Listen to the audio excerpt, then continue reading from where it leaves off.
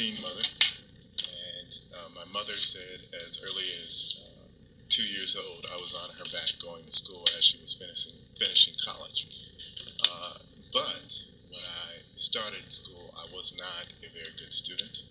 I was not engaged, and it wasn't because I wasn't intelligent. It was because I was teased.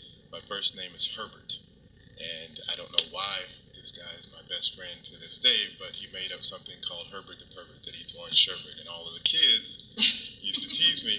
And then in the fourth grade, I was told that I have a lisp or a lazy tongue, and I had to go to a special trailer to get speech improvement for the way that I spoke. And so for me, school was not easy. And instead of doing well, what I decided to do was to make people laugh. And so I spent my time and energy making people laugh instead of thinking about school. It wasn't until my seventh grade year when all of my friends were playing during the summer, and I was sitting in the room with my grandmother, who said that you are going to enter the Optimist Oratorical Speech Contest, and you are going to write and memorize a speech. And I did that, and it was painful. And I got up in front of a room full of people, and I said this speech, and I won. Well, don't get excited about that. There was nobody competing against me. But I was able to then compete again, and there were people that I was competing against, and I won until I finally won the National Optimist Oratorical Contest. And that was when the light bulb turned on. This school was really great, and that I could be somebody, and I didn't have to hide and have low self-confidence.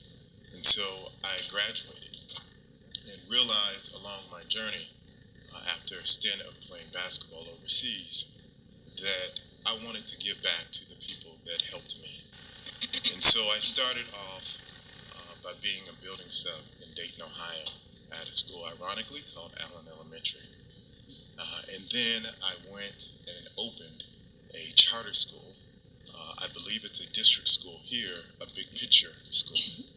And I was able to recruit students, and I was able to write curriculum, and I was able to take students out of schools where they were failing in traditional high schools and give them the opportunity to be successful.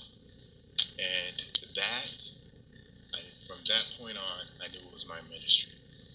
And we were able to graduate 100% of those students and send 100% of those students to college when everyone else thought that they could not even graduate from high school. I was recruited by Jaime Aquino.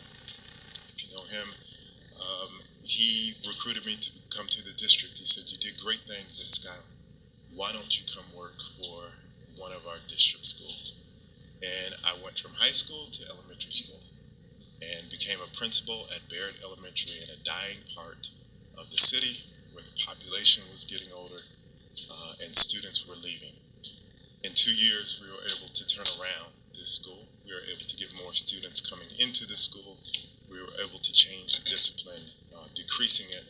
And we were able to get recognition for high performance growth. From there, I was asked by now U.S. Senator Michael Bennett, who was superintendent at the time, to go to MLK. I lived in the area where MLK is located, and I actually told Michael Bennett, "No, thank you." The reason why I said no thank you is because on Dateline in 1991, MLK was considered the worst school in America. And it was at that point that I knew that I was going to be the principal. We were able to take this school that was considered the worst school in America, turn it around, graduating 100%, getting innovation status, and having a high school that is now the 8th ranked high school in Colorado, and is a part of the success that we are able to have in the far northeast region of Denver. I believe in servant leadership. I believe in giving back.